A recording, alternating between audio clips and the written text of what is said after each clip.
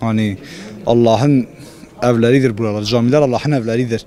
Ve Ayasofya özellikle İstanbul'un fethi sembolüdür. Onun dışında mesela Diyarbakır için bir ulu cami nasıl kutsal, hani önemliyse, mesela Kudüs deyince aklımıza nasıl Mescid-i Aksa geliyorsa, İstanbul deyince de Ayasofya geliyordu. Şimdi Ayasofya 1934 yılında bazı zihniyeti bozuk insanlar tarafından hani zorla işgal edildi bir nevi ya. Zorla işgal edilip müze yapıldı. Nasıl bugün İsrail'in elinde hani Mescid-i Aksa nasıl işgal altındaysa Ayasofya'da öyleydi. Zincirleri vurulmuştu ve Allah'ın izniyle hani kim yaparsa yapsın Allah razı olsun ondan. Hani ne amaçla yaptığını biz bilmiyoruz. Biz bunu hayra yorumlayalım.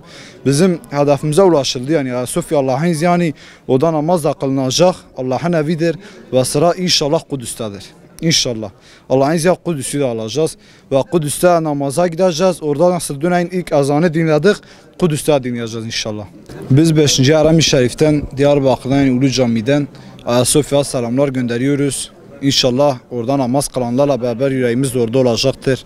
Hani nasip olsaydı keşke biz de orada cuma namazını kılsaydık. Ama yani inşallah bir gün kısmetimizde olur, biz de kılarız orada. Valla 24 Temmuz'daki cuma namazında biz de orada olmak isterdik. Hani şu an öncelikle bunu diyeyim, bazıları diyor ki Ayasofya müze olsaydı daha faydalıydı. Yani devlete para geliyor, şu bu. Tamam, her şeyin bir faydası var. Mesela Ulu Cami şu an müzede geldir, namaz kılınıyor cemaatle. Fakat turist olarak, ziyaretçi olarak gelmek isteyenler yine gelip ziyaret ediyor. Hani Ayasofya bizim için hep bütün camiler eşittir, aynıdır. Fakat Ayasofya bir semboldür. Bir semboldür, yani öyle basit bir şey değildir. İstanbul'un Fatih'in, yani Fatih Sultan Mehmet'in bize emanetidir. Mesela nasıl Kudüs'ü biz almak istiyorsak bugün, Ayasofya bizim için öyle bir şey. Hatta Ayasofya daha yara verici bir şeydir. Niye? Biz diyoruz ki Kudüs daha kendi ülkemizde, bizim elimizin içinde olan bir Ayasofya'yı alamadan nasıl Kudüs'ü alacaktık? Onun için öncelikimiz Ayasofya'ydı, onu başardık. Allah'ın izniyle sıra Kudüs'tedir.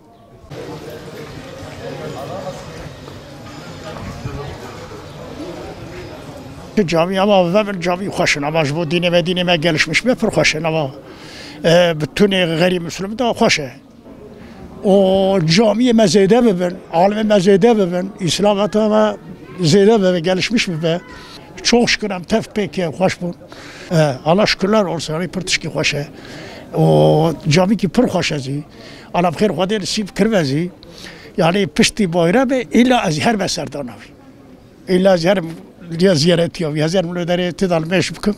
Emel federal oğlu camine, em selamı hoşer cami ra dişeynen, bütün ehli imanı kutxazın her ve cami emşteve gara selam yaptışeynen. Allah şükürler olsun. Binlerce şükürler olsun.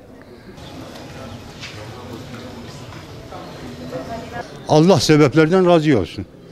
Yani şimdi biz nasıl bir kilisenin kapanmasını istemiyorsak, bu gibi ibadet yerlerinin de açık olmasını istiyoruz.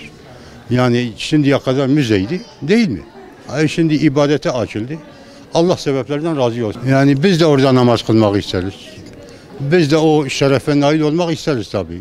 O güzelliğe şimdi biz her gün Diyarbakır Ulu Camisi'nde ibadetimizi kılıyoruz. Yani namazlarımızı, işte sohbetlerimizi yapıyoruz. Allah bize de nasip etsin oraya gitmeyi inşallah.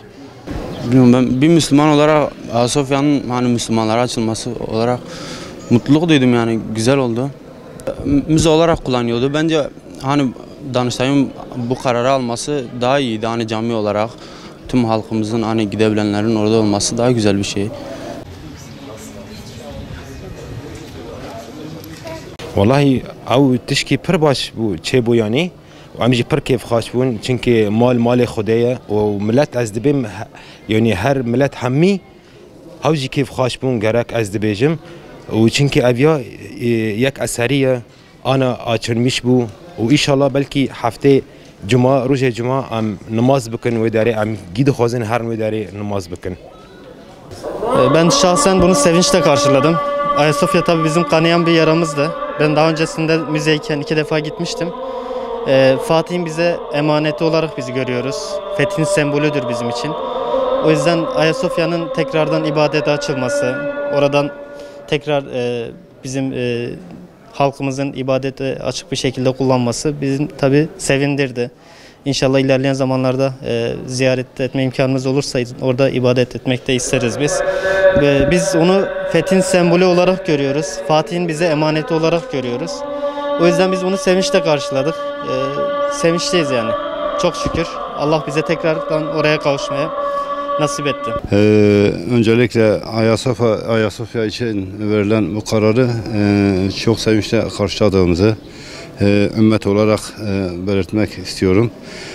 İnşallah bu Mescid-i Aksa için bir adım olarak görüyorum bunu. İleride Mescid-i Aksa için de bu tür şeylerin olacağını ümit ediyoruz. Bütün Müslümanlar için hayırlı uğurlu olsun.